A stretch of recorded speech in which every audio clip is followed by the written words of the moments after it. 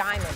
The Dodgers are signing Kyle Tucker to a 4-year, $240 million deal. This comes after LA has won back-to-back championships. They have completely dominated the offseasons. Here we are again. I say the rich get richer. You have a problem with this? Well, I'm not going to say a problem with it because I'm a diehard Yankee fan, and I didn't mind when the Yankees were spending money in the 90s and making sure they loaded their teams. I felt no sympathy for anybody. So I'm not going to be hypocritical on national television now that it's shifted to the Los Angeles Dodgers. What I would say, however, is that this is next level. When you talk about Kyle Tucker, he's a damn good player, very efficient, 4-time All-Star and all of that stuff. And he was the top free agent out there. We get that part. But when you talk about $60 million a year, when you talk about an average annual value of $57 million, you're looking at that, you're like, damn. Do y'all know, RC, Cam, this is the 8th current spot on the Dodgers roster with a 9-figure contract? 8 dudes. Shohei Ohtani, Mookie Betts, Yamamoto, now Kyle Tucker, Blake Snell, Freddie Freeman, Will Smith, and Glasnow. This is the 8th dude with a 9-figure salary.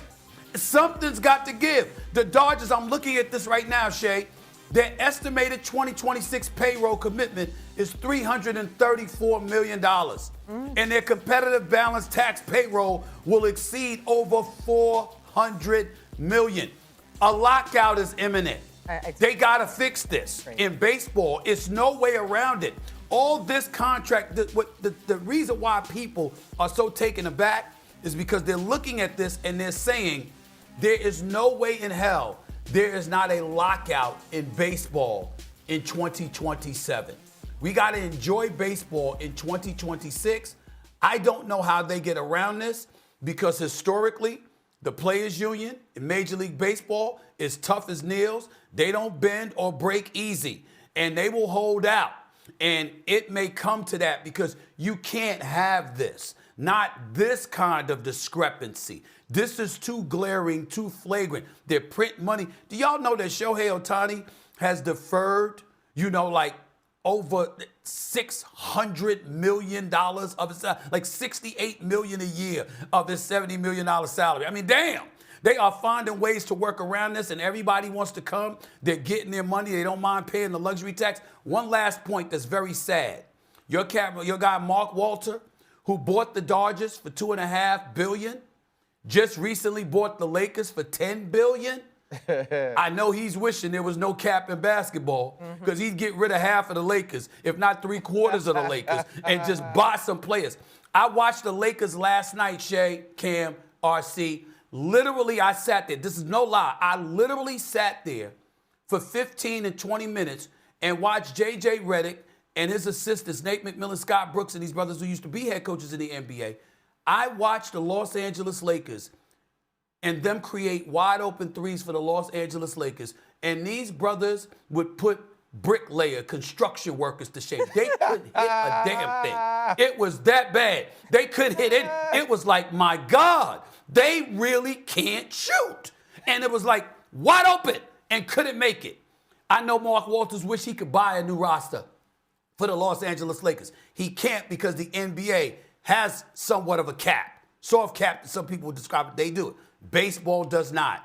They got to do something about this. You can't have this. You just can't. So, ladies and gentlemen, it's like the Dodgers are sitting back and they're just going like this. Y'all go ahead. Y'all go out there and get the highest offer. Let these teams, just throw whatever they want to you or whatever. It's no big deal. We'll just wait. And then after they make a final offer, we'll just usurp it. That's all.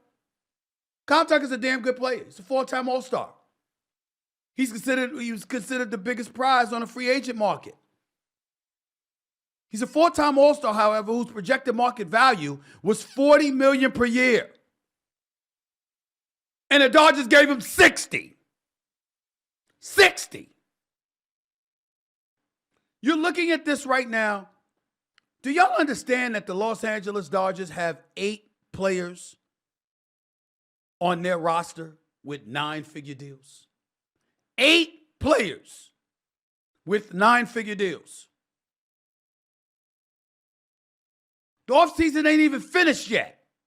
They got 8 players with 9-figure deals.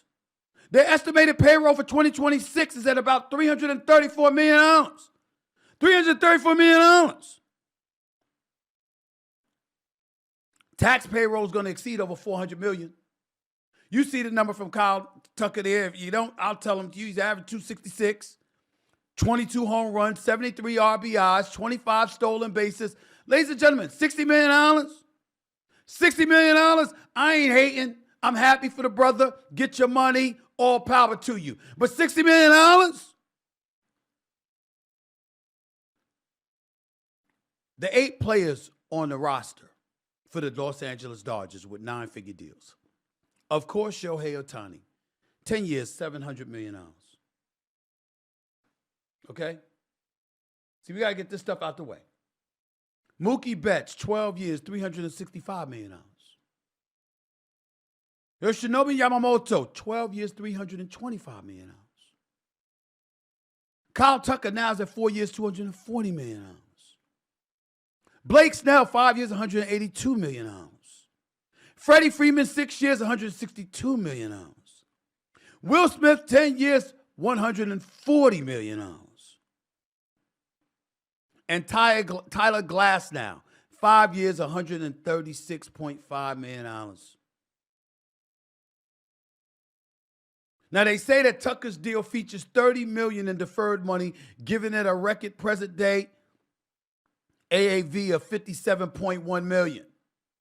Average annual value, that's what that stands for, $57.1 million. Surpassing Juan Soto of the New York Mets, $51 million.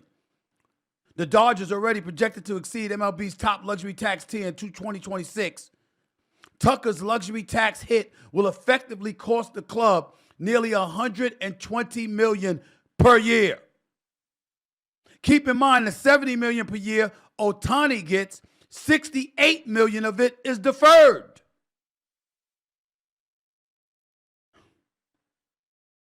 I'm just looking at this right now.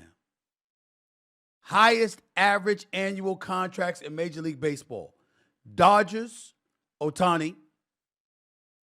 Kyle Tucker is now the second highest paid player, basically, in terms of average annual contracts. Second highest in baseball, next to Ohtani. Juan Soto's third at $51 million. Zach Wheeler for the Phillies is at fourth at $42 million. Aaron Judge for the Yankees is at fifth at $40 million. When you look at Ohtani and the $68 million deferred per year, that's $680 million. Is then paid out in equal $68 million annual installments from 2034 to 2043, effectively giving the Dodgers a large interest-free loan for roster building. That's what Ohtani's contract does for them. Ladies and gentlemen, I got to tell you something. Wait, a lockout is coming. A lockout in Major League Baseball is coming.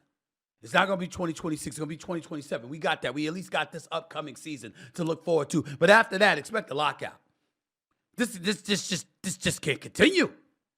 This just can't continue. Entering his 9th season, first 7 years with the Astros, 2025 with the Cubs, turns 29 on Saturday. I'm talking about Kyle Tucker. Won the World Series championship with the Astros in 2022. Named an All-Star in 4 consecutive seasons. He's a 2-time Silver Slugger. He's got a Gold Glove. Finished 5th in the American League MVP voting in 2023 when he was with the Astros. His average over the last 5 seasons, 132 games per year played, 277 batting average, 365 on-base percentage, 878 OPS, 80 runs, 27 home runs, 87 RBIs, 21 stolen bases. Ladies and gentlemen, these are good numbers. Good numbers from a damn good player. And we should all be happy for him for getting this bag. But $60 million? The only reason the Dodgers are doing this is because they can. They print money. They print money. This can't continue. Props to the Toronto Blue Jays for taking them 7 games. Props. Because money can't buy you everything. And we get that. And the Dodgers won that damn championship because they played their ass off in that Game 7. No doubt. But I'm just looking at this. In Game 6, by the way. But I'm just looking at this right now. It's like, wow. Last season, Dodgers became first to repeat World Series champions since the Yankees won 3 straight from 1998 to 2000. They repeated as World Series champions for the first time in franchise history. They played in 5 of the last 9 World Series. They played in 13 straight postseasons, longest streak in the majors since the Yankees had a similar streak from 1995 to 2007. Los Angeles armed with a $417 million luxury tax payroll, the largest in Major League Baseball history. It's a lockout coming. Nobody can do this but the Dodgers. Nobody. Yankees refuse to. Mets got a billionaire, but he ain't trying to do that. This is just hard.